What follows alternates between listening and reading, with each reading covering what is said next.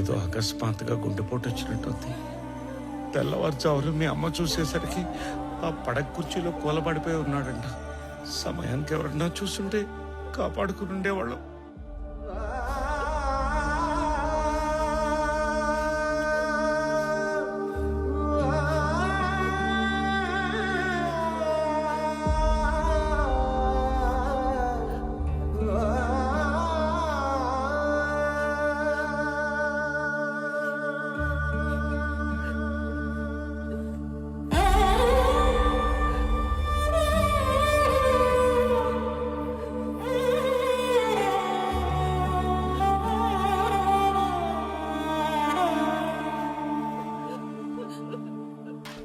ಸುರಾಗಿತೆ ಊರು ವಾಸನ ಒಲುಕುಲಲು ನಿದುರ ಕಾಸುತೆರಾ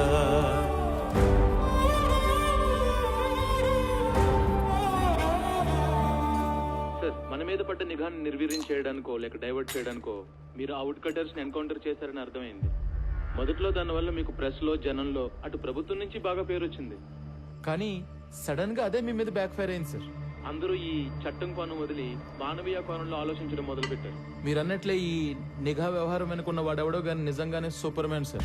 వాడేం చేశాడో గానీ అప్పట్లో ఎన్కౌంటర్ తప్పు కాదన్న భావనలో ఉన్న మన సీఎం గారు ఇప్పుడు ఒక మెట్టు దిగి తమిళనాడు సీఎం కు ఫోన్ చేసి మాట్లాడారంట sir. Now the issue is getting very bigger sir. David one bit let me think man. నేను ఆల్రెడీ లీవ్ లో ఉన్నాను. నా రెగ్యులర్ హైడౌట్ వెళ్ళి ఆ superman Ramarao wings cut చేసి డ్యామేజ్ కంట్రోల్ చేసే పనిలో ఉంటాను. నువ్వు సీఎం ఆఫీస్కి వెళ్ళి నా మీద ఏం అప్డేట్స్ వస్తున్నాయో ఎప్పటికప్పుడు నాకు చెప్తూ ఉండు. సరే సార్.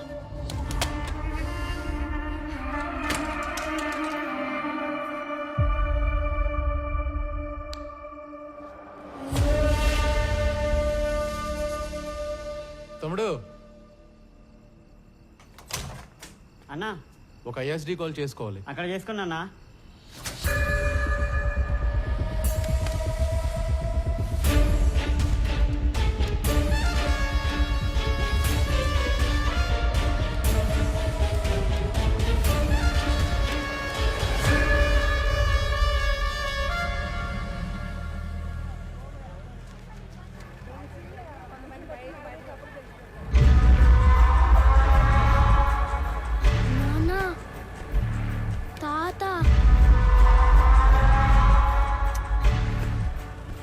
తాత ఏంట్రా?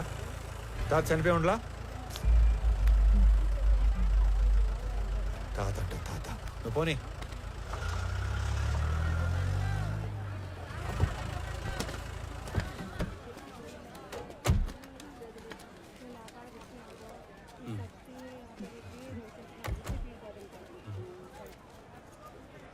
రే రామారావు. హాయ్, బాగున్నారా? బాగున్నా. రే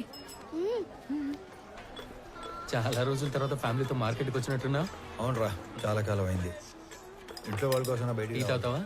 అన్నా రెంటి బాగోనా? ఏ కబీర్ బాగున్నావా? ఏంటి మంచి కనిపించడం లేదు? బాగా బిజీనా ఏమి? అదేం లేదునా. బాగుండవునా? బాగున్నా. ఊరూరా తిరుగాడే ఆర్ఎంపీ ఉద్యోగమే. ఆడికాడికే సరిపోతాండది. ఈ పొద్దు కూడా మెడిసిన్స్ కోసమే టౌన్కి వచ్చిన. అయితే బాగా బిజీయే. అన్నా, నాయన విషయం మొన్ననే తెలిసిండి అది, కానీ ఊళ్ళో లేకుండా ఉండి. మీరు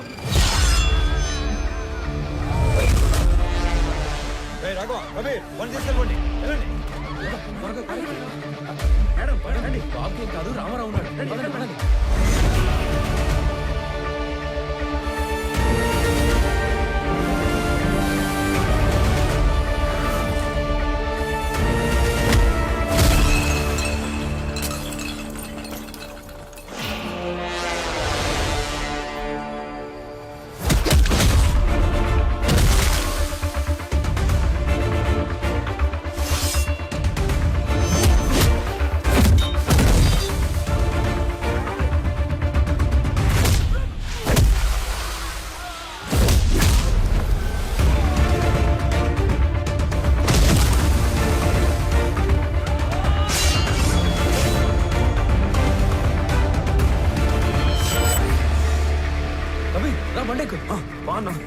రామారావు అనేది ఇంత వైల్డ్ కొన్నాడు.